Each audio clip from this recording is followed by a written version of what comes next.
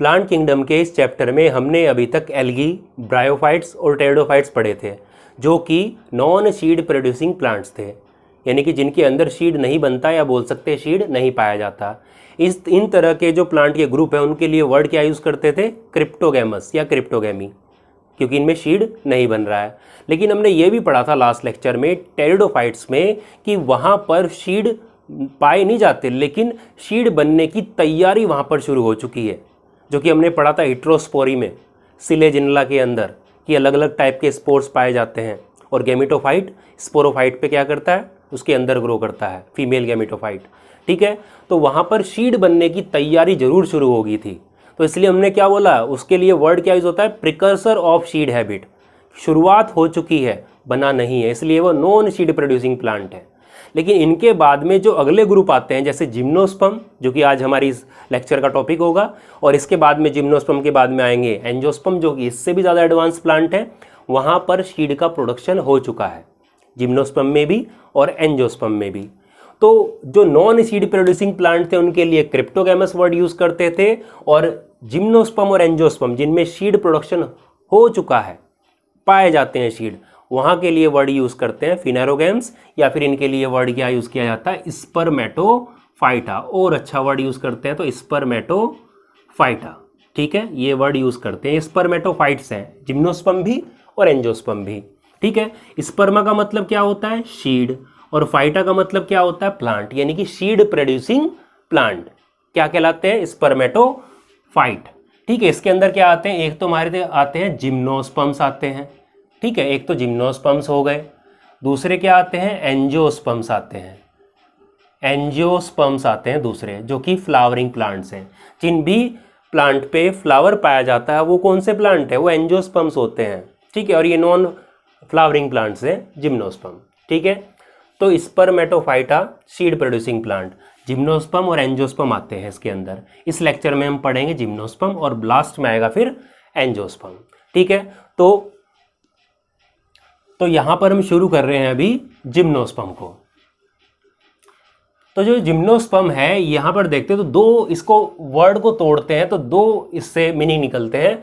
जिम्नोस का मतलब होता है नेकेड, और स्पर्मा का मतलब शीड, क्योंकि अभी देखा स्पर्मेटोफाइटा, तो स्पर्मा का मतलब क्या था? शीड।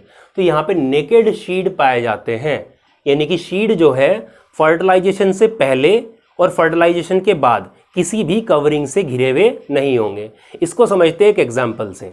जैसे आज के टाइम पर जैसे एंजियोस्पर्म की हल्की सी बात करते हैं, उससे ये समझ में आ जाएगा। अब कोई भी फ्रूट ले लीजिए, मान लीजिए संतरा है, ऑरेंज, तो अगर आप उसको खाते हैं तो शीड कहाँ से निकलते हैं? फ्रूट के अंदर से। तो हम बोल सकते हैं कि जो बीज है, शीड है, वो क्या है? वो घिरा हुआ है। किससे घिरा हुआ है? पूरे फ्रूट से घिरा हुआ है, फ्रूट वॉल से घिरा हुआ है। ठीक है ना, तो वहाँ पे घिरा हुआ है शीड। लेकिन जो जिम्नोस्पर्म है वहाँ पे शीड घिरा हुआ नहीं होगा किसी भी कवरिंग से, ना तो फर्टिलाइजेशन से पहले ना फर्टिलाइजेशन के बाद। जैसे हम फ्लावर की ही बात करते हैं एंजियोस्पर्म में हम देखते हैं कि भाई इस तरह का स्ट्रक्चर आपने देखा है। क्या होता है भाई? बोलते हैं ये स्टिग्मा है, ये स्टाइल है, और ये क्या है? ये ओवरी है। ऐसे आपने पढ़ा था। पूरा स्ट्रक्चर को क्या बोलते हैं? इसके पूरे स्ट्रक्चर को पिस्टल या कार्पेल बोलते हैं। फीमेल रिप्रोडक्टिव ऑर्गन है। ठीक है, यहाँ पर क्या पाया जाता है? यहाँ पर ओव्यूल पाया जाता है। इसके अंदर क्या पाया जाता है? ओव्यूल पाया जाता है, जिसके लिए क्या वर्ड यूज़ करते हैं? मेगास्पोरेंजिया।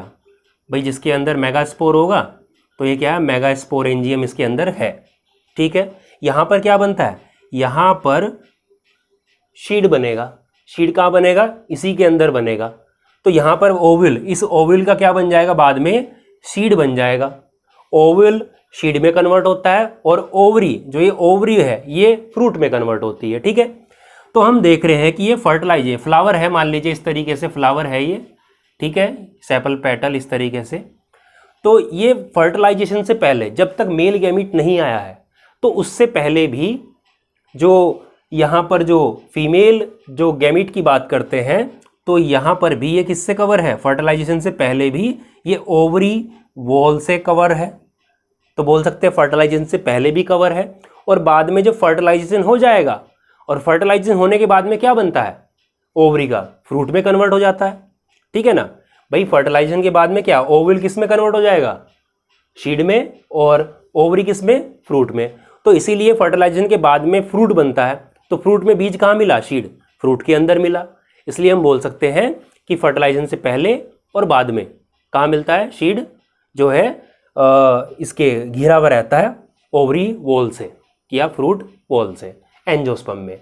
अब यहाँ पर जिम्नोस्पर्म के स्टार्टिंग में ही एनसीईआरटी के अंदर पहली ही लाइन लिखी हुई है कि नेकेड शीड वाले प्लांट हैं जिनके अंदर शीड फर्टिलाइजेशन से पहले और फर्टिलाइजेशन के बाद क्या रहते हैं, किसी भी कवरिंग से घिरे हुए नहीं रहते, नेकेड शीड होते हैं।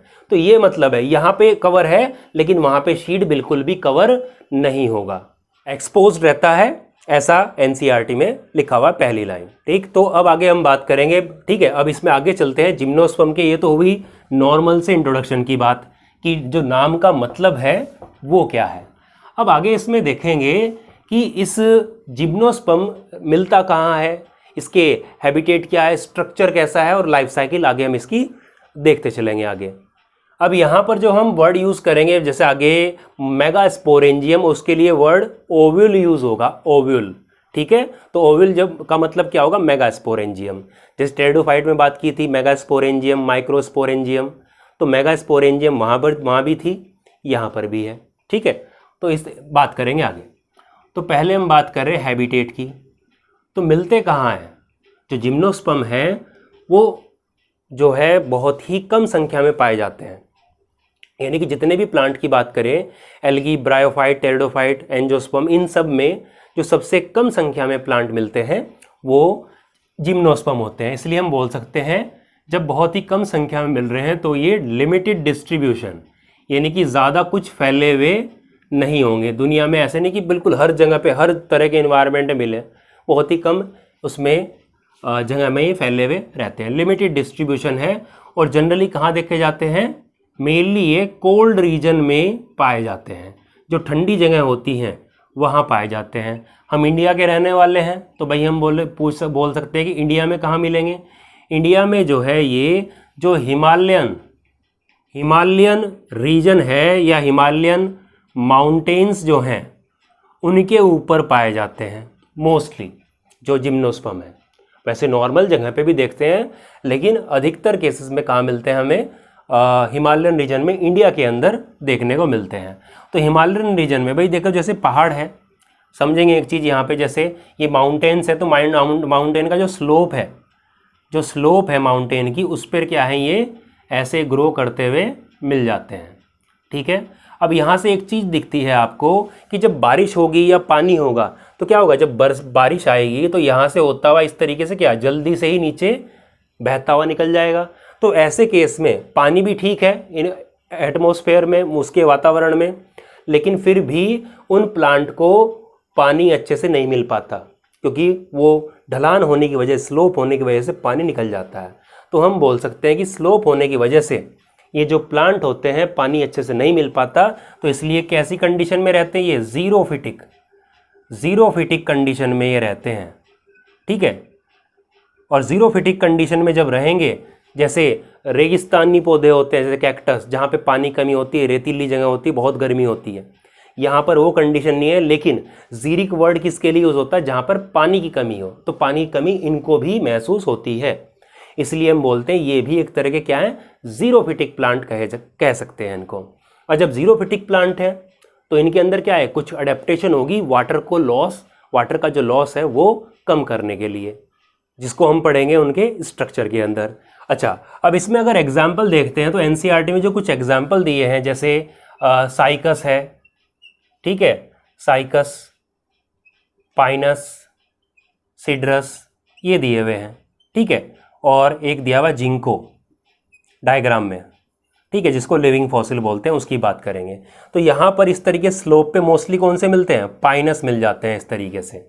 ठीक है, साइकस जो है आसपास अपने आप घरों के आसपास कहीं ना कहीं ऑर्नामेंट के रूप में वो उगाए जाते हैं। ठीक है, जैसे खजूर होता है लंबा, लेकिन ये छोटा सा होता है। ठीक है, और लीफ कुछ उस टाइप की दिखाई देती है इसकी। तो हम ये बोल सकते हैं कि जो प्लांट होते हैं, ये जिम्नोस्पर्म के जो प्लांट हैं कुछ तो बहुत लंबे हैं। ठीक है, पाइनस काफ़ी लंबे होते हैं, और कुछ कुछ ज़्यादा लंबे नहीं हैं। तो इस चीज़ से हमें पता लगता है कि जो प्लांट्स है जिम्नोस्पर्म के, वो जो है जैसे साइकस से छोटे हाइट के हो सकते हैं, पाइनस से बड़े हाइट के, और उससे भी बड़े जाइंट साइज़ के हो सकते हैं। तो साइज़ की अगर बात करते हैं तो साइज़ में ये कैसे मीडियम साइज़ के हो सकते हैं, ठीक है, मीडियम साइज़ के ट्री होते हैं, ठीक। ये जो है लार्ज साइज़ के भी हो सकते हैं, लार्ज साइज़ के जो ट्री हैं वो हो सकते हैं, और झाड़ी नुमा हो सकते हैं, श्रब्स इसमें आता है, जैसे एफेड्रा आता है, ठीक है। अब मीडियम साइज़ में साइकस आ जाएगा, और लार्ज साइज़ में आपके जैसे पाइनस भी है, और सबसे बड़े जो लार्जेस्ट ट्री हैं इस दुनिया में, जो सबसे बड़े जो पेड़ माने जाते हैं वो जिम्नोस्पर्म कैटेगरी के अंदर ही आते हैं। नाम है सिकोवा। ये जनरली कहाँ देखने को मिलते हैं? कैलिफोर्निया, यूएस के अंदर इसके जंगल हैं, और इतने बड़े बड़े प्लांट है, बहुत ही बड़े, ठीक है। इनका डायमीटर भी बहुत ज़्यादा होता है, और ऊंचाई तो बहुत ही ज़्यादा होती है इनकी, बहुत ज़्यादा। आदमी बिल्कुल छोटा सा लगता है इनके सामने देखने में। कहाँ पर है? कैलिफोर्निया के जंगलों के आसपास मिलते हैं, ठीक है। इनको जाइंट रेडवुड ट्री भी इनको कहते हैं, ठीक है। तो ये थे इनके साइज़ वगैरह के बारे में, हैबिटेट के बारे में पढ़ा। अब देखते हैं इनका स्ट्रक्चर कैसा है, प्लांट की जो बॉडी है वो किस तरीके से, रूट, स्टेम, लीव्स किस तरीके से हैं।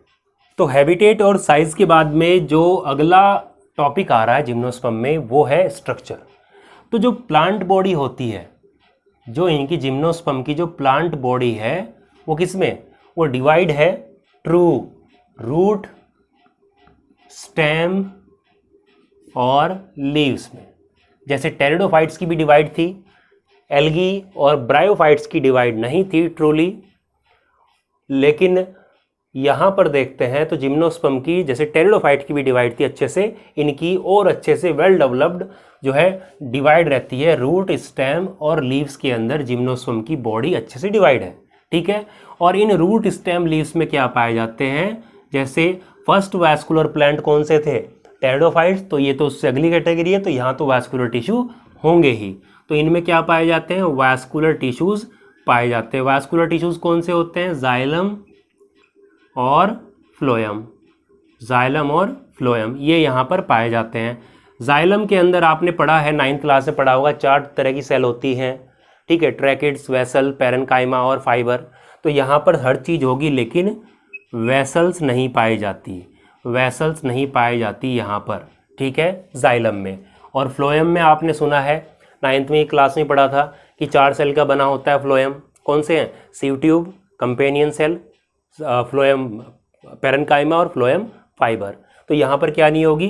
कंपेनियन सेल नहीं पाई जाती। कंपेनियन सेल्स क्या रहती है? अब्सेंट रहती है, नहीं होती, ठीक है।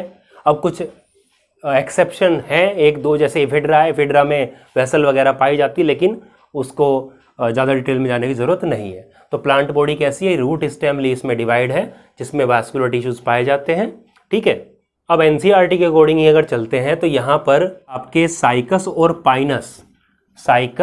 पाइनस के बारे में डिफरेंस करके उनके बारे में दे रखा है, यानी कि साइकस और पाइनस के बारे में बात करनी है। तो एक तो साइकस दिया हुआ है और एक पाइनस दिया हुआ है, ठीक है। तो पहले हम बात कर लेते हैं किसकी, प्लांट बॉडी किस में डिवाइड है? रूट, स्टेम और लीव्स में। तो पहले हम किसकी बात कर लेते हैं? रूट्स की। तो रूट जो है जिम्नोस्पर्म के अंदर कैसी पाई जाती है? टैप रूट पाई जाती है। तो दोनों में कैसी है? सभी में, साइकस में, पाइनस में। पाइनस किस में? कोनीफेरस के अंदर आता है, कोन जैसे होते हैं, कोनीफेरस के अंदर आता है। सिड्रस भी यहीं पे ही आएगा, ठीक है। तो टैप रूट होती है। टैप रूट देख लीजिए कैसी होती है कि मेन ब्रांच आती है रूट की, उससे क्या होती है?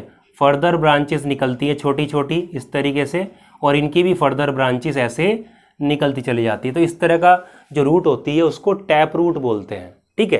तो टेप रूट होगी यहाँ से ये, तो दोनों में टेप रूट मिलती है। स्पेशलाइज्ड स्ट्रक्चर क्या है फिर? तो यहाँ पर जो साइकस है, साइकस के अंदर कुछ स्पेशलाइज्ड रूट्स बनती हैं जिनको बोलते हैं कोरेलॉइड रूट, जिनको कोरेलॉइड रूट्स बोलते हैं, ठीक है।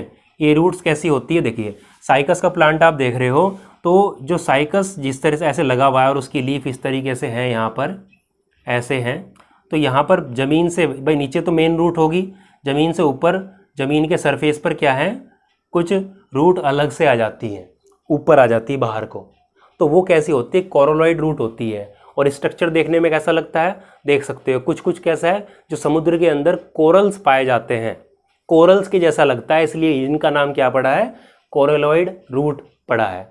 अब ये जो कोरोलॉइड रूट है, ठीक है, अब कोरोलॉइड रूट का जब सेक्शन कट करते हैं और देखते हैं तो इनके अंदर क्या दिखाई देता है, कोरोलॉइड रूट के अंदर कुछ ब्लू ग्रीन एल्गी जिनको क्या बोलते हैं, साइनोबैक्टीरिया भी कहते हैं। अभी वर्ड क्या यूज़ करते हैं latest, cyanobacteria, blue green algae के लिए। तो ब्लू ग्रीन एल्गी पाए जाते हैं, जैसे नॉस्टॉक हुआ, ठीक है, ये स्पीसीज का नाम है, एनाबीना हुआ, ऑसिलेटोरिया हुआ, तो ये कुछ स्पीसीज पाई जाती हैं ब्लू ग्रीन एल्गी की उस कोरोलॉइड रूट में, किसकी, साइकस की। ये क्या करती है, ये सब नाइट्रोजन फिक्सेशन का काम करते हैं, ये क्या करते हैं, नाइट्रोजन फिक्सेशन का काम करते हैं, ठीक है। तो याद रखिएगा, यहाँ से क्वेश्चन बन जाता है, क्या बनेगा, पहला सिंपल ये बन जाएगा कि कोरोलॉइड रूट्स कहाँ पर पाई जाती है, साइकस, पाइनस, एफेड्रा, ठीक है, सिड्रस किस में पाई जाती है, तो साइकस में पाई जाती है। दूसरा क्वेश्चन बन सकता है कि what is the main function of coralloid root, तो इसमें क्या पाए जाते हैं, साइनोबैक्टीरिया, जो क्या करते हैं, नाइट्रोजन फिक्सेशन करते हैं। तो ये स्पेशलाइज्ड स्ट्रक्चर किस में पाया गया, साइकस में, कि जो रूट है। तो क्या ऐसा ही कुछ स्पेशलाइज्ड स्ट्रक्चर क्या पाइनस के रूट में भी पाया जाएगा, तो बिल्कुल पाया जाता है। यहाँ पर पाए जाते हैं माइकोराइजा, यहाँ पर माइकोराइजा पाए जाते हैं। माइकोराइजा क्या है कि जैसे मान लीजिए इसकी रूट है, ठीक है, पाइनस की रूट है जो पहाड़ों पे, माउंटेन पे लगे रहते हैं, ठीक है, तो इस तरीके से रूट है, तो इन पे क्या रहते हैं, रूट के चारों तरफ क्या रहते हैं, फंगस ग्रो कर जाता है। क्या करता है, फंगस ग्रो कर जाता है। तो ये फंगस क्या करता है, जो भाई जीरिक कंडीशन एक तरह से, क्योंकि पानी की कमी है, तो ये तभी ग्रो करते हैं जब फंगस इनके साथ में रहेगा।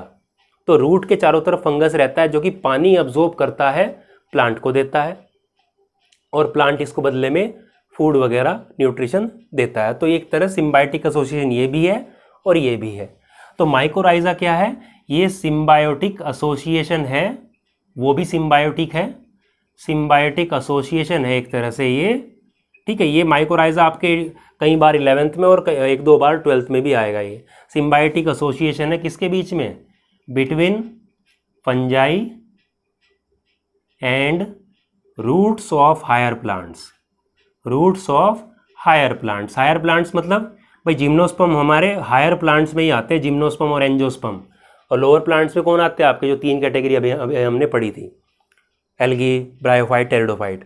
तो ये क्या है, हायर प्लांट्स के साथ में इनका एसोसिएशन है, ठीक है। Mycorrhiza, myco means fungi, rhiza means root, तो ये पाया जाता है। ये क्या करते हैं काम, अभी बता दिया, अब्जॉर्प्शन करते हैं पानी को, ठीक है। बिना अगर ये एसोसिएशन ना हो, ठीक है, जो इनके शीड हैं पाइनस के, तो अगर इन फंजाई ना ग्रो करें उनके ऊपर, तो पाइनस का जो पेड़ है वो उगेगा नहीं, उसके लिए चाहिए ये।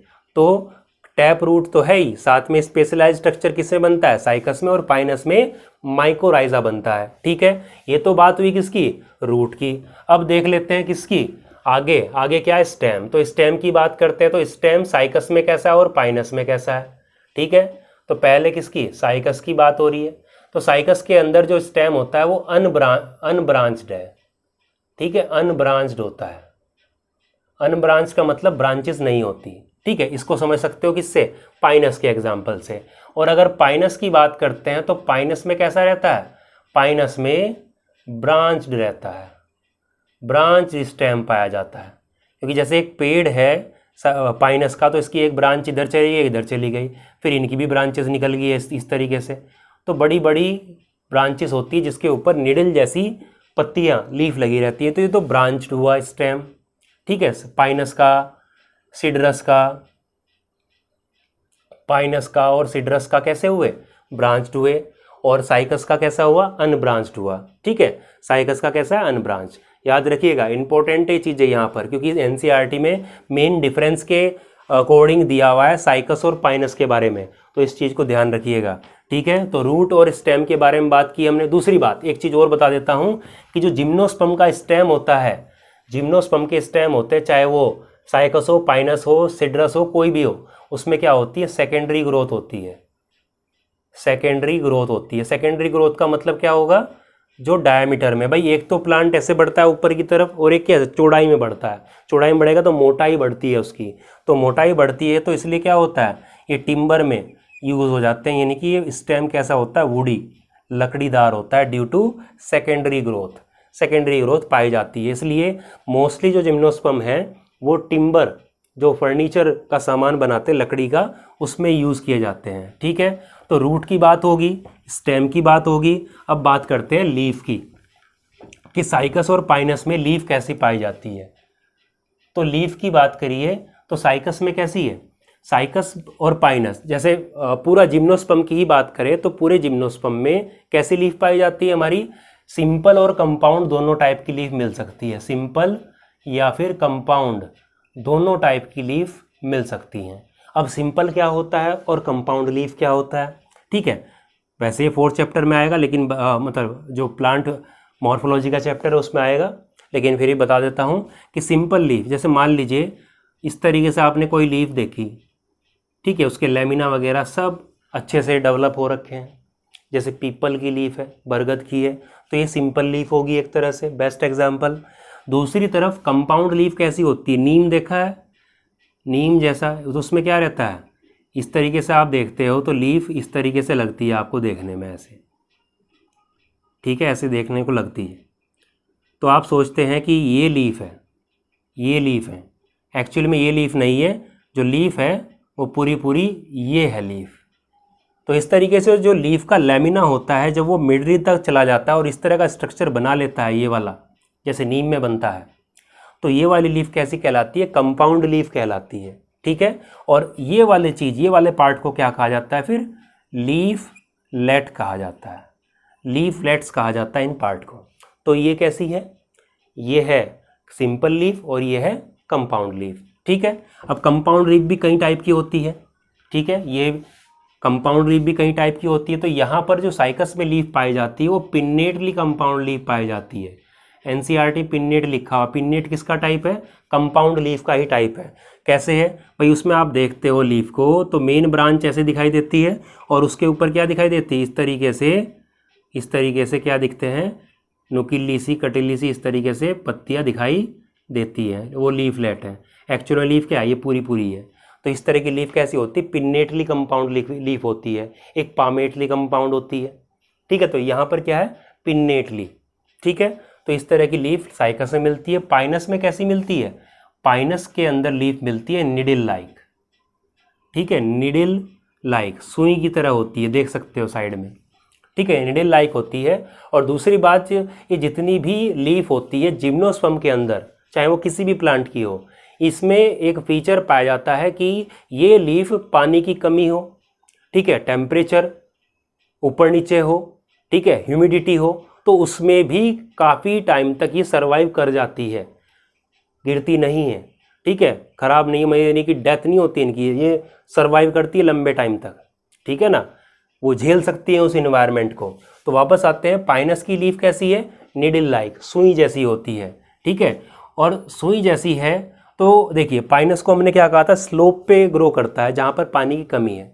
तो पानी की कमी को पूरा करने के लिए कि ज़्यादा लॉस ना हो, तो इसमें कुछ अडेप्टेशंस पाई जाती है, अडेप्टेशंस पाई जाती है, ठीक है। जैसे कि हम बोल सकते हैं कि जो लीफ है, लीफ के ऊपर क्यूटिकल पाई जाती है, क्यूटिकल पाई जाती है। क्यूटिकल क्या होती है, एक वैक्सी कवरिंग होती है, वैक्सी लेयर होती है, जो क्या करती है, वाटर के लॉस को यानी कि ट्रांसपीरेशन को कम कर देती है। और निडिल लाइक इसका स्ट्रक्चर है, तो फैली भी तो है नहीं, सरफेस एरिया कम हो गया, तो सनलाइट क्या होगी, कम एरिया पड़ेगी, पानी का लॉस कम हो पाएगा। तो निडिल लाइक होने से एक तो सरफेस एरिया कम हो रहा है, दूसरी बात क्यूटिकल पाई जा रही है, और तीसरी बात सबसे इम्पोर्टेंट, सनकेन स्टोमेटा, सनकेन स्टोमेटा पाए जाते हैं। सनकेन स्टोमेटा क्या होते हैं, जो कि डीप पिट्स में पाए जाएं, डीप पिट्स में पाए जाएं, यानी कि गड्ढे में पाए जाएं। नॉर्मल जो एपिडर्मिस होती है भैया आपने देखा होगा कि नॉर्मल जैसे एपिडर्मिस है लीफ की, तो नॉर्मल एक तो यहाँ पाए जा रहे हैं स्टोमेटा ऊपर, लेकिन ऐसे ही सनकेन स्टोमेटा कहाँ पाए जाते हैं, बिल्कुल नीचे की तरफ, अंदर की तरफ गड्ढों में पाए जाते हैं, जिससे वाटर का लॉस कम हो सके। तो ये क्या है, ये अडेप्टेशन किस में पाए जाते हैं, पाइनस की लीफ में पाए जाते हैं। तो ये तो बात हुई रूट स्टेम लीव्स। और याद रखिएगा पाइनस और साइकस के कंपैरिजन के ऊपर क्वेश्चन सीधा सीधा बन जाते हैं कि भाई साइकस का स्टेम कैसा है, ब्रांच की अनब्रांच, ठीक है। सनकेन स्टोमेटा किस में पाए जाते हैं, पाइनस की लीफ में कि साइकस की लीफ में, इस तरीके से पूछ लेते हैं, इसका ध्यान रखिएगा। तो ये तो स्ट्रक्चर तक बात हुई। अब बात करते हैं इसके रिप्रोडक्शन यानी कि लाइफ साइकिल की बात करते हैं। तो पहले मैं इसको रफ कर देता हूँ और देखते हैं लाइफ साइकिल। तो लाइफ साइकिल की जब बात आ रही है अभी, तो जो जिम्नोस्पर्म है, तो जिम्नोस्पर्म के जितने भी प्लांट्स हैं वो सब कैसे होते हैं, वो हेटेरोस्पोरस होते हैं, ठीक, क्योंकि भाई सीड बन रहा है और सीड बनने के लिए पहली कंडीशन क्या है, हेटेरोस्पोरस होनी चाहिए, कि यानी कि अलग अलग साइज के स्पोर, अलग अलग टाइप के स्पोर बनने चाहिए। तो ऑल जिम्नोस्पर्म्स आर हेटेरोस्पोरस होते हैं, अलग अलग टाइप के स्पोर्स यहाँ पर बनते हैं, ठीक है। और जो टेरिडोफाइट्स थे, टेरिडोफाइट में कुछ प्लांट हेटेरोस्पोरस थे, बाकी होमोस्पोरस थे। जैसे हेटेरोस्पोरस में सेलेजिनला और सैल्विनिया आ रहे थे, वो हमने पढ़ा था, उसका सीड हैबिट के अंदर पढ़ा था। तो यहाँ पर क्या है कि जितने भी जिम्नोस्पर्म है वो सब क्या होंगे, वो सब हेटेरोस्पोरस होंगे, ठीक है। हेटेरोस्पोरस का मतलब क्या हो गया कि दो टाइप के क्या बनेंगे, इसमें स्पोर्स बनेंगे अलग अलग टाइप के। तो दो टाइप के स्पोर्स बन रहे हैं अलग अलग टाइप के, ठीक। अब ये स्पोर्स कैसे हैं, जैसे हम बोलते हैं एक हो गया माइक्रोस्पोर, ठीक है, या फिर बोल सकते हैं कि सबसे पहले एक होते हैं छोटे स्पोर्स होते हैं, स्मॉल स्पोर्स, एक होते हैं बड़े स्पोर, ठीक है, लार्ज साइज के स्पोर। तो छोटे स्पोर के लिए क्या वर्ड यूज़ करते हैं, माइक्रोस्पोर्स, ठीक है। और लार्ज स्पोर के लिए क्या वर्ड यूज़ करते हैं, मेगास्पोर, ठीक है, मेगास्पोर्स। अब देखिए जो टेरिडोफाइट्स थे वहाँ पर एक ही कोन में मेल और फीमेल यानी कि माइक्रो और मेगास्पोर बन रहे थे, यहाँ पर अलग अलग कोन में बनेंगे जिम्नोस्पर्म में, ठीक। अब माइक्रोस्पोर है तो माइक्रोस्पोर कहाँ बनेगा, एक थैली जैसी स्ट्रक्चर, थैली होती पाउच जैसा स्ट्रक्चर, किसे बनेगा, माइक्रोस्पोरेंजियम में बनेगा। किसमें बनेगा, माइक्रोस्पोरेंजियम। स्पोरेंजियम कैसी होती है, सैक लाइक, थैली जैसी स्ट्रक्चर होती है। और मेगास्पोर किसमें बनेगा, फिर मेगास्पोरेंजियम में बनेगा, मेगास्पोरेंजियम में बनेगा, ठीक है। अब ये जो माइक्रोस्पोरेंजियम और मेगास्पोरेंजियम है, जैसे हमने टेरिडोफाइट की बात की थी कि लीफ के लोअर सरफेस पर क्या होती है, स्पोरेंजिया लगी रहती है, और जिस पर माइक्रोस्पोरेंजिया या मेगास्पोरेंजिया लगी रहती है उन लीफ को क्या बोलते हैं, स्पोरोफिल कहते थे, ठीक है। ऐसे ही यहाँ पर भी माइक्रोस्पोरेंजिया कहाँ लगेगी, भाई लीफ पे लगी हुई है, तो इसको क्या बोलेंगे, लीफ को माइक्रोस्पोरोफिल बोलेंगे, माइक्रोस्पोरोफिल्स कहेंगे उनको, उन लीफ को जिनके ऊपर माइक्रोस्पोरेंजिया होगी। और जिन लीफ पर मेगास्पोरेंजिया होगी तो उनको क्या बोलेंगे, मेगास्पोरोफिल्स कहेंगे, ठीक है। और मेन प्लांट बॉडी याद रखिएगा कि भाई जैसे उसकी एल्गी की हैप्लॉइड थी, गैमेटोफाइट थी, ब्रायोफाइट की गैमेटोफाइट थी, हैप्लॉइड थी, टेरिडोफाइट की स्पोरोफाइट यानी कि डिप्लॉइड थी, और उसके बाद में सब डिप्लॉइड यानी कि स्पोरोफाइट आएगी। तो टेरिडोफाइट की मेन प्लांट बॉडी स्पोरोफाइट थी, इसकी जिम्नोस्पर्म की स्पोरोफाइट है, और एंजियोस्पर्म की भी कैसी होगी, स्पोरोफाइट होगी। स्पोरोफाइट मतलब डिप्लॉइड होगी, ठीक है। तो ये सब स्ट्रक्चर कैसे हैं, ये सब स्ट्रक्चर कैसे हैं, अभी डिप्लॉइड है जब तक मियोसिस नहीं होगी। तो माइक्रोस्पोरोफिल और मेगास्पोरोफिल ये वो लीफ है जिनके ऊपर माइक्रोस्पोरेंजियम और मेगास्पोरेंजियम लगी हुई हैं, ठीक है। जैसे हमने टेरिडोफाइट में पढ़ा था कि इस तरीके से लीफ है, लीफ पर क्या लगी हुई है, जैसे मेगास्पोरेंजिया नीचे की तरफ और छोटे जो स्पोरेंजिया थी वो ऊपर की तरफ थी। तो इस तरह का जो लीफ थी और उसका क्लस्टर गुच्छा बना था लीफ का, ठीक है, उनको क्या बोलते थे, कोन बोलते थे। ऐसे ही यहाँ पर भी चाहे वो माइक्रोस्पोरोफिल हो या मेगास्पोरोफिल हो, ये क्या होती है, ये दोनों की दोनों क्या करती हैं, ये क्लस्टर में अरेंज हो जाती है, यानी कि स्पाइरली ये अरेंज हो रहती हैं, स्पाइरली ये अरेंज हो जाती हैं आपस में, ठीक है। लीफ है, मान लीजिए एक लीफ एरी, इसके ऊपर क्या है, इसके ऊपर मान लीजिए ये मार्कर जो है ये यहाँ पर ये स्पोरेंजिया है, तो इस तरह की एक लीफ है, ऐसी दूसरी लीफ है, तो आपस में क्या करेंगी, एक के ऊपर एक स्पाइरली, एक इधर की साइड में, एक ऐसे, एक ऐसे, एक ऐसे, तो स्पाइरली क्या करती है, अरेंज हो जाती है और मिलके क्या बनाती है, कोन बनाती है। कुछ इस तरीके समझ सकते हो, पाइनएप्पल देखा होगा, ठीक है, अनानास, तो अनानास क्या है, इस तरीके से मान के चलिए कि जिसके ऊपर जो अलग अलग जो गांठें दिखाई देती है वो मान लीजिए क्या है, वो स्पोरेंजिया, स्पोरोफिल मान लीजिए, जिसके ऊपर क्या लगी हुई है, स्पोरेंजिया लगी हुई है, और पूरा पूरा जो अनानास पाइनएप्पल है वो क्या मान लीजिए, उसको कोन मान लीजिए, ठीक है। तो स्पाइरली अरेंज होकर क्या बनाती हैं, ये एक लैक्स लिखा हुआ एनसीईआरटी, मतलब लूज कॉम्पैक्ट, ठीक है, घना कॉम्पैक्ट स्ट्रक्चर बनाती, जिसको क्या बोलते हैं, कोन या फिर स्ट्रोबिलस या स्ट्रोबिलई कहते हैं। तो कोन बन गया, ठीक है, क्लियर इतना। छोटे स्पोर बड़े स्पोर, छोटे स्पोर को माइक्रोस्पोर, बड़े को मेगास्पोर, ठीक है। माइक्रोस्पोर कहाँ बनेंगे, माइक्रोस्पोरेंजियम के अंदर, बड़े स्पोर कहाँ बनेंगे, मेगास्पोरेंजियम के अंदर। जो माइक्रोस्पोरेंजियम है वो कहाँ लगी रहती है, माइक्रोस्पोरोफिल, उस लीफ को बोलेंगे, ऐसे ही मेगास्पोरोफिल बोलेंगे, ठीक। अब ये जो मेगास्पोरोफिल और माइक्रोस्पोरोफिल है ये कॉम्पैक्ट होके एक स्ट्रक्चर बनाती है, जिसको क्या बोलते हैं, कोन, ठीक है, कोन बन रहा है यहाँ पे। बस ये याद रखिएगा कि जो टेरिडोफाइट है वहाँ पर जो कोन था, एक सिंगल कोन में ही मेल और फीमेल दोनों स्पोर पाए जा रहे थे, लेकिन यहाँ पर मेल कोन अलग बनेगा, फीमेल कोन अलग बनेगा। तो मान लीजिए माइक्रोस्पोरोफिल अरेंज हुई हैं, स्पाइरली अरेंज हुई हैं, तो ये क्या बनाएंगी, यहाँ से इसको हटा रहा हूँ, ठीक है, तो ये क्या बनाएंगी, याद रखिएगा स्पाइरली अरेंज हुई है, तो ये क्या बनाएंगी, अरेंज होके, स्पाइरली अरेंज होके मेल कोन बनाएंगी, यानी कि मेल स्ट्रोबिलाई बनाएंगी, मेल स्ट्रोबिलाई, या फिर क्या बोलते हैं, माइक्रोस्पोरेंजिएट बोलते हैं, माइक्रोस्पोरेंजिएट कहते हैं, ठीक है, ये बनाएंगी। और जो मेगास्पोरोफिल है ये क्या बनाएंगी, स्पाइरली अरेंज होके, इकट्ठा होके ये बनाएंगी फीमेल कोन या फीमेल स्ट्रोबिलाई, जिसके लिए क्या वो वर्ड यूज़ किया है, मैक्रोस्पोरेंजिएट। मैक्रो का मतलब क्या होता है, बड़ा, और माइक्रो का मतलब छोटा, तो ये छोटे स्पोर इसलिए माइक्रोस्पोरेंजिएट, ये बड़े हैं तो मैक्रोस्पोरेंजिएट कहते हैं। तो इस तरीके से हम बोलते हैं कि अलग अलग टाइप के कोन यहाँ पर बन रहे हैं। और यहाँ पर एक चीज़ और याद रखनी है आपको कि जो ये पाइनस की बात करते हैं, पाइनस, तो पाइनस में क्या रहता है, पाइनस में सेम प्लांट पर, एक ही प्लांट पर सेम प्लांट होता है, इस पर मेल और female, both male and female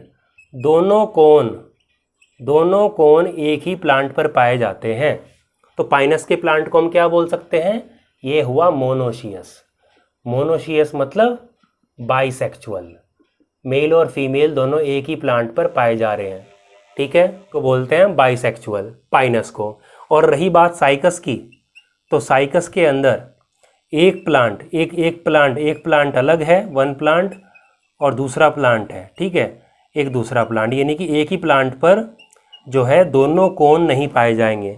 दूसरी बात यह कि एक प्लांट पर क्या पाया जा रहा है, मान लीजिए मेल कोन पाया जा रहा है, ठीक है, दूसरा प्लांट जो है यहाँ पर फीमेल कोन नहीं बनता, साइकस के अंदर फीमेल कोन नहीं बनता, पाइनस में क्या बनता है, मेल और फीमेल कोन दोनों बन रहे हैं, लेकिन जो साइकस है, साइकस के अंदर मेल कोन तो बन रहा है, ठीक है, मेल कोन तो बन रहा है जो कि एक प्लांट पे पाया जा रहा है, लेकिन जो फीमेल कोन है वो नहीं बन रहा। तो फीमेल कोन से ऊपर का जो स्ट्रक्चर कौन सा है, मेगास्पोरोफिल, तो मेगास्पोरोफिल ही रह जाती है जो इकट्ठा होके कोन नहीं बनाती साइकस के अंदर, पाइनस में तो बनता है। तो यहाँ पर सिर्फ क्या पाई जाती है, सिर्फ मेगास्पोरोफिल्स पाई जाती है। और मेगास्पोरोफिल के ऊपर क्या लगे रहते हैं, मेगास्पोरेंजियम लगी रहती है, जिसमें क्या होंगे, हैप्लॉइड मेगास्पोर्स रहते हैं, जो कि मियोसिस से बनते हैं, ठीक है। ये तो जनरल सी बात हुई। तो यहाँ तक हमने क्या देखा कि जो टेरिडोफाइट्स थे उसके अंदर मेल और फीमेल यानी कि माइक्रोस्पोर और मेगास्पोर एक ही कोन के अंदर थे। और यहाँ पर जिम्नोस्पर्म के अंदर मेगास्पोर और माइक्रोस्पोर यानी कि मेल और फीमेल, ठीक है, क्योंकि टेरिडोफाइट में हेटेरोस्पोरस है, ये भी हेटेरोस्पोरस है, लेकिन वहाँ पर जो अलग अलग स्पोर थे वो एक ही कोन पर बन रहे थे। और यहाँ पर हेटेरोस्पोरस ये भी है, लेकिन मेल कोन पूरा पूरा अलग है, फीमेल कोन पूरा अलग है। साइकस में बनता मेल कोन बनता है, फीमेल कोन नहीं बनता, स्पोरोफिल रहती, पाइनस में दोनों बनते हैं। ठीक है, तो साइकस और पाइनस में डिफरेंस याद रखिएगा। तो पहले रूट क्या आती, दोनों में टेप रूट पाई जाएगी, साइकस में और पाइनस में दोनों। ठीक है, और उसमें देखा था स्पेशलाइज्ड स्ट्रक्चर, साइकस के अंदर कोलोरॉइड रूट है जिनके अंदर ब्लू ग्रीन एल्गी साइनोबैक्टीरिया पाए जाते हैं, जैसे नोस्टोकैनाबिना, जो कि नाइट्रोजन फिक्सेशन का काम करते हैं। इधर की साइड में देखते हैं पाइनस के अंदर, तो पाइनस में रूट में स्पेशलाइज्ड स्ट्रक्चर क्या है, वो बनता है माइकोराइजा, फंगल एसोसिएशन होता है जो कि अब्जॉर्प्शन वगैरह में, वाटर अब्जॉर्प्शन में हेल्प करता है। ठीक है, और नाइट्रोजन फिक्स करने का भी काम कर सकता है। दूसरी तरफ हम देखते हैं कि स्टेम, तो स्टेम साइकस का कैसा था, अनब्रांच था, ब्रांच में डिवाइड नहीं था। ठीक है, और पाइनस के अंदर क्या था, ब्रांचेस में डिवाइड है, ब्रांच स्टेम पाया जाता है। दोनों ही केसेस में क्या है, सेकेंडरी ग्रोथ पाई जाएगी, यानी कि स्टेम कैसा हो जाएगा, वुडी हो जाएगा। लास्ट में लीफ की बात की थी, साइकस की लीफ कैसी होती है, पिन्नेट और कंपाउंड, और इनकी जो पाइनस की होती है वो भी कंपाउंड है लेकिन निडल लाइक होती है। ठीक है, सुई जैसी होती है, जिससे कि वाटर का लॉस कम हो सके। दूसरी बात, इनके ऊपर अडेप्टेशन पाया जाता है जो कि ये जीरिक कंडीशन में ग्रो कर सके। कौन सा था भाई, एक तो सनकिन स्टोमेटा थे, डीप अंदर गहराई में पाए जाते हैं, और दूसरा क्या था कि क्यूटिकल वैक्सी लेयर पाई जाती, जिससे कि वाटर का लॉस कम हो सके। और चौथा डिफरेंस क्या आया अभी, ये आया कि साइकस के अंदर जो है मेल कोन बनता है, फीमेल कोन नहीं बनता, और ये मेल और फीमेल दोनों स्ट्रक्चर अलग अलग प्लांट पे पाए जाते हैं, यानी कि मेल प्लांट अलग होगा, फीमेल प्लांट अलग होगा। ठीक है, और पाइनस के अंदर मेल और फीमेल कोन तो अलग अलग होंगे लेकिन प्लांट एक ही होगा, यानी कि प्लांट कैसा हो जाएगा, बाइसेक्चुअल हो जाएगा, मोनोशियस। और साइकस का प्लांट कैसा हो जाएगा, डायशियस। ठीक है, यूनिसेक्चुअल। तो ये तो यहाँ तक था। अब देखिए, जो हमने ये बात की, ये हम बात कर रहे थे, तो इसी लाइफ साइकिल की तो इंट्रोडक्शन की एक तरह से इंट्रोडक्शन हुआ, क्या है किस तरीके से। अब इसी चीज़ को डायग्राम से समझते हैं।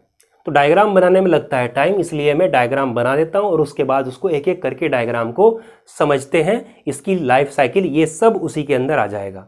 तो ये है डायग्रामेटिक लाइफ साइकिल, इसको समझते हैं यहाँ से। तो देखिए, जैसे हम देखते हैं कि ये माइक्रोस्पोरेंजियम, देखिए जैसे कोन है, मेल कोन, फीमेल कोन। ठीक है, अब अगर साइकस की बात करते हैं तो फीमेल कोन नहीं बनता, याद रखिएगा। तो यहाँ पर हम दिखा रखा है कि ये क्या हुई, ये ग्रीन कलर की है, क्या हुई, लीफ हुई, जिसके ऊपर स्पोरेंजिया लगी हुई है, तो क्या बोलेंगे, स्पोरोफिल। और अगर ये माइक्रोस्पोरेंजिया लगी हुई है तो क्या बोलेंगे, इसको माइक्रोस्पोरोफिल। और इस पे मेगा स्पोरेंजिया लगी तो बोलते हैं मेगा स्पोरोफिल, इस लीफ को बोलेंगे। ठीक है, यहाँ पर मेगा स्पोरेंजियम, भाई स्पोरोफिटिक प्लांट है, तो ये सब स्ट्रक्चर कैसे हैं, ये सब डिप्लॉयड होंगे।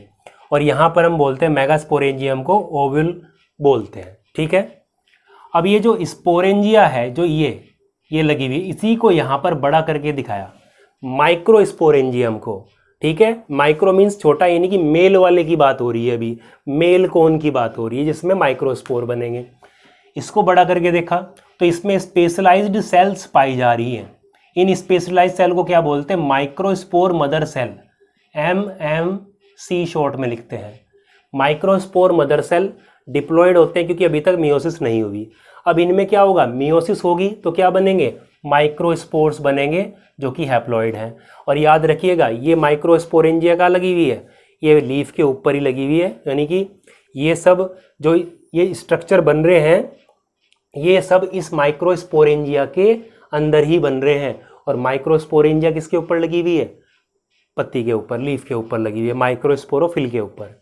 अब यही बात है कि यहाँ पर जो मेल गैमीट हुआ या फीमेल गैमीट हुआ, यानी कि मेल गैमीटोफाइट हुआ या फीमेल गैमीटोफाइट हुआ, वो फ्री लिविंग नहीं है।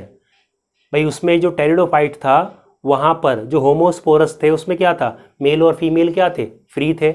और हेटेरोपोरस स्पोरस में पढ़ा था कि फीमेल गैमीटोफाइट फ्री नहीं था, मेल था फ्री। लेकिन यहाँ पर सभी के सब कैसे हैं, फ्री नहीं है। क्योंकि देखो, ये जो स्पोर्स हैं कहाँ, स्पोरेंजिया के अंदर बन रहे हैं, और स्पोरेंजिया इस कोन के ऊपर ही अलग नहीं हुई। तो माइक्रोस्पोर बने। माइक्रोस्पोर जर्मिनेट करके क्या बनाएंगे, एक स्ट्रक्चर बनाते हैं मल्टी सेलुलर। भाई ये यूनिसेलुलर स्पोर्स है, माइक्रोस्पोर हैप्लॉइड है जो कि माइक्रोस्पोरेंजियम के अंदर है। माइक्रोस्पोरेंजियम लीफ के ऊपर है जो कि इस माइक्रोस्पोरोफिल बोलते हैं। तो जर्मिनेट करके क्या बनाते हैं, स्ट्रक्चर बनाया मल्टी सेलुलर, इसको बोलते हैं मेल गैमेटोफाइट। और यहाँ पर मेल गैमेटोफाइट को क्या बोलते हैं, पोलन ग्रेन, जो कि एंजियोस्पर्म में आपने सुना होगा वैसे।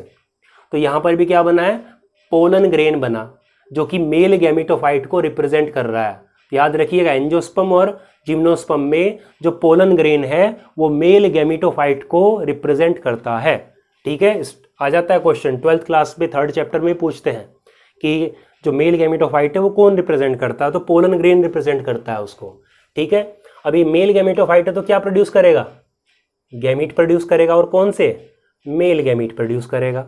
ठीक है, इसको यहीं तक रोकते हैं, बात करते हैं फीमेल वाले की। तो मेगास्पोरेंजियम है जो कि मेगास्पोरोफिल पे लगी हुई है, इसी को स्ट्रक्चर को बड़ा करके देखा, देखो अलग नहीं हुआ, इसी के ऊपर है ये। ठीक है, तो ये लीफ बना दी यहाँ से, इसी के ऊपर मेगास्पोरेंजिया बना दी। तो मेगास्पोरेंजिया की जो आउटर ये कवरिंग है ये वाली, ठीक है, ये वाली कवरिंग है, इसको क्या बोलते हैं, इसको इंटेग्यूमेंट बोलते हैं। इंटेग्यूमेंट शीड में, शीड के कोट, जो शीड कोट होता है, कवरिंग होती है शीड की, उसमें कन्वर्ट हो जाता है। जैसे चना देखा है, चने को भिगोइए, सुबह को जब उसको छिलका उतर जाता है ऊपर से, तो वही क्या है, वो शीड कोट है उसका। तो वो वाला शीड कोट कौन बनाता है, ये इंटेग्यूमेंट बनाता है। ठीक है, टेरिडोफाइट में इंटेग्यूमेंट नहीं पाया जा रहा था, इसीलिए वहाँ पे शीड नहीं बना था। हेटेरोस्पोरस होने के बावजूद भी यहाँ पर इंटेग्यूमेंट है, इसलिए शीड बनेगा, कोट बनेगा। अंदर का जो टिश्यू है पूरा पूरा जो कि डिप्लॉइड है, उसको न्यूसेलस बोलते हैं। न्यूसेलस आगे चल के जो मेगास्पोर बनेगा, ठीक है, जो भी अंदर का स्ट्रक्चर होगा उसको फूड देगा, न्यूट्रिशन देगा बाद में। ठीक है, तो ये फूड लेडन टिश्यू है। ठीक है, इंटेग्यूमेंट और न्यूसेलस यही तो है, बस इनको मिला क्या बनते हैं, ओव्यूल। ओव्यूल मतलब मेगास्पोरेंजियम, तो इसी को बड़ा करके बनाया था। अब क्या होता है कि इसके न्यूसेलस में से कोई एक सेल बिहेव करती है मेगास्पोर मदर सेल की तरह। जैसे माइक्रोस्पोर मदर सेल थी, ऐसे ही कोई ना कोई एक सेल कैसे बिहेव करने लगती है, मेगास्पोर मदर सेल की तरह बिहेव करने लगती है, जो कि डिप्लॉइड है। डिप्लॉइड, जब भी मदर सेल लिखा है तो मतलब उसमें मियोसिस होने वाली है, तो इसमें क्या होगा, मियोसिस हो जाएगी। तो मियोसिस होगी तो मियोसिस से क्या बनती है, एक सेल से 4 सेल बनती हैं। तो क्या होगी भाई, मियोसिस से मेगास्पोर मदर सेल थी तो क्या बनेंगे, मेगास्पोर बनेंगे। कितने बने, 4 मेगास्पोर बने। तो 4 के ग्रुप को क्या बोला, टेट्रेड बोला। सभी के सब क्या है, हैप्लॉइड है। ठीक है, इन 4 में से 3 मेगास्पोर क्या हो गए, डीजनरेट हो जाते, एक बचता है बस। और आसपास का टिश्यू कौन सा है, न्यूसेलस है, जो इसको फूड देगा, इसको बढ़ने में हेल्प करेगा। तो यानी कि जैसे जैसे ये बड़ा होगा ऐसे ऐसे न्यूसेलस क्या होगा, न्यूसेलस धीरे धीरे खत्म होना शुरू हो जाएगा, क्योंकि इसको फूड दे रहा है। तो एक बचा और यही क्या है, यही फंक्शनल है, यानी यही काम आएगा। 3 तो गायब हो गए, डीजनरेट हो गए। तो जब एक बचा है तो एक क्या हो गया, फूड लेता जा रहा है और बड़ा हो गया साइज में। जब बड़ा हो गया साइज में तो ये बड़ा पूरा जो स्ट्रक्चर है, जैसे यहाँ पर जर्मिनेट करके माइक्रोस्पोर ने मेल गैमेटोफाइट बनाया था, ऐसे ही ये जर्मिनेट करके ये बड़ा होके क्या बना रहा है, फीमेल गैमेटोफाइट। ये भी अंदर बन रहा था, किसके, माइक्रोस्पोरेंजिया के अंदर, और ये भी किसके अंदर बन रहा है, ये भी मेगास्पोरेंजियम के अंदर बन रहा है। यानी कि अभी तक मेल गैमेटोफाइट और फीमेल गैमेटोफाइट पूरे स्पोरोफाइट के ऊपर ही क्या कर रही है, ये सब कहाँ चल रही है प्रोसेस, इनके अंदर चल रही है। यानी कि मेल और फीमेल गैमेटोफाइट किसके ऊपर, स्पोरोफाइट के ऊपर डिपेंड कर रहे हैं, फ्री लिविंग नहीं है। टेरिडोफाइट में फ्री लिविंग थे। ठीक है, हेटेरोस्पोरी को छोड़ के, फीमेल गैमेटोफाइट की। अच्छा, अब उसके बाद में देखते हैं तो यहाँ पर आगे जो है, जो फीमेल गैमेटोफाइट है, इसी को एंडोस्पर्म बोलते हैं। तो यहाँ से एक चीज़ और क्लियर होती है कि जिम्नोस्पर्म के अंदर जो एंडोस्पर्म है, जिसको क्या बोलते हैं, मेल गैमेटोफाइट को ही एंडोस्पर्म बोलते हैं। तो वो कब बन गया, वो फर्टिलाइजेशन से पहले ही बन गया। जबकि एंजियोस्पर्म में जब पढ़ेंगे तो वहाँ पर फर्टिलाइजेशन होता है, डबल फर्टिलाइजेशन, तो वहाँ पर तब बनेगा। फर्टिलाइजेशन के बाद बनता है, जो कि एम्ब्रियो क्या करता है, फिर फूड देता है, और उसकी प्लॉइडी ट्रिप्लॉइड होती है, जो आगे पढ़ेंगे हम, 3n होता है। ये कैसा है, ये सिर्फ हैप्लॉइड है। ठीक है, क्योंकि मेल गैमेटोफाइट से बना है, और मेल गैमेटोफाइट मियोसिस से बना था, जो कि हैप्लॉइड था। तो ये क्या है, सॉरी, यहाँ से ये क्या बना, मियोसिस से बना, इसलिए क्या बोलते हैं इसको, हैप्लॉइड होता है, तो एंडोस्पर्म। उसके बाद देखते हैं कि आगे इसके स्टेप क्या है। इस फीमेल गैमेटोफाइट के ऊपर ही क्या होगा, ये सेक्स ऑर्गन बन जाएंगे। देखो जो मेल गैमेटोफाइट था वहाँ पे सेक्स ऑर्गन नहीं बन रहा, मतलब जैसे एंथ्रीडिया की बात की थी, तो एंथ्रीडिया हमने कहाँ देखी थी, टेरिडोफाइट में। यहाँ पर जिम्नोस्पर्म में एंथ्रीडिया देखी नहीं देखी, यानी कि टेरिडोफाइट लास्ट ग्रुप था जहाँ पर एंथ्रीडिया बनी। क्लियर है, उसके बाद में एंथ्रीडिया नहीं है, मेल सेक्स ऑर्गन नहीं है, सीधा गैमीट बना रहा है मेल गैमेटोफाइट। लेकिन फीमेल गैमेटोफाइट क्या कर रहा है, अपने ऊपर क्या बनाई इसने, फीमेल सेक्स ऑर्गन बनाई, ठीक है, जिनको क्या बोलते हैं, आर्केगोनिया। टेरिडोफाइट में बन रही थी, यहाँ भी बन रही है। कितनी, 2 बन सकती है, 2 से ज़्यादा बन सकती है। और बाहर की कवरिंग जैसे चली आ रही वो क्या है, वो इंटेग्यूमेंट है, और आसपास का ये वाला, अब ये देखो ये अंदर का है, ये वाला ये क्या है, ये गैमेटोफाइट है, और गैमेटोफाइट के बाहर का है न्यूसेलस। ठीक है, ये क्या है, सब फीमेल गैमेटोफाइट है, ठीक, जो इसको न्यूट्रिशन मतलब यहाँ जिसके ऊपर आर्केगोनिया बनी हुई है। अब क्या होगा, अब देखिए जो मेल गैमीट है वो क्या करेंगे, वो एयर के थ्रू, जो मेल गैमेटोफाइट है, जो पोलन है वो क्या करेगा, वो एयर के थ्रू उड़ता हुआ, ऐसे उड़ता हुआ क्या करेगा, यहाँ तक आ जाएगा। पानी के थ्रू नहीं आएगा, क्योंकि पानी के थ्रू किसके जा रहे थे, टेरिडोफाइट के जा रहे थे, ठीक है ना, क्योंकि ये पानी की कमी में रहते हैं तो एयर के थ्रू जाता है। जी तो वहाँ पे बोलते थे एम्फीबियन ब्रायोफाइट को, टेरिडोफाइट के भी क्या थे, पानी के थ्रू फर्टिलाइजेशन हो रहा था, यहाँ पे एयर के थ्रू आ गया, ठीक है, पानी की इनको कोई ज़रूरत नहीं है खास, तो यहाँ पर आया, ठीक है। इसके जो आर्केगोनिया है, आर्केगोनिया के माउथ पे आ गया, और माउथ पे आके क्या करेगा, जर्मिनेट कर जाएगा, और इसमें से निकलेगी पोलन ट्यूब, इस तरीके से। जैसे ये पोलन है, इसके अंदर क्या है, मेल गैमीट है, ठीक। अब यहाँ पर लेयर है, आउटर लेयर एक्साइन है, 12th क्लास में पढ़ोगे, इनर लेयर एक्साइन होती है, तो बीच में खाली जगह जर्म पोर होती है, यहाँ से पोलन ट्यूब निकलती है इस तरीके से। तो ये पोलन ट्यूब निकलेगी, और पोलन ट्यूब निकल के यहाँ पर क्या करेगी, इसके माउथ पर मेल गैमीट को रिलीज कर देगी आर्केगोनिया के, यानी कि अब ये मेल और फीमेल गैमीट मिलके क्या बना देगा, यहाँ पर कोई भी एक, ठीक है, कोई भी एक आर्केगोनिया में क्या बन जाएगा, जाइगोट बन जाएगा। जाइगोट बन गया। अब इस जाइगोट में क्या होगा, आगे फर्दर डेवलपमेंट होगा, तो क्या बनेगा, जाइगोट में और माइटोसिस होगी तो क्या होगा, एम्ब्रियो बन जाएगा, ठीक है। और आसपास का एरिया क्या था, फीमेल गैमेटोफाइट, तो ये तो रहा फीमेल गैमेटोफाइट, जो कि क्या बनाता है, एंडोस्पर्म, जिसको एंडोस्पर्म बोलते हैं, जो कि बिना फर्टिलाइजेशन के ही बन गया था पहले ही।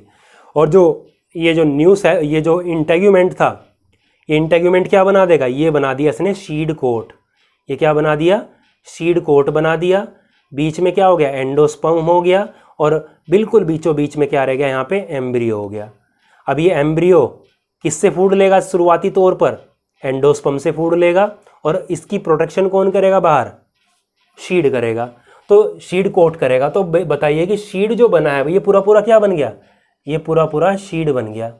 अब बोलिए कि शीड कोट के बाहर भी कोई लेयर है क्या, यानी कि जो पूरा पूरा ये स्ट्रक्चर शीड है, यानी कि जिम्नोस्पर्म के शीड में क्या क्या पाया जा रहा है, शीड कोट, एंडोस्पर्म और एम्ब्रियो, ठीक है। अब इस शीड के बाहर कोई दूसरी कवरिंग है क्या, कोई फ्रूट है क्या, नहीं है, ना कोई ओवरी वॉल है, कुछ नहीं है, इसलिए हम क्या बोलते हैं इसको, नेकेड शीड बोलते हैं। तो इस तरीके से क्या बन गया, नेकेड शीड बन गया।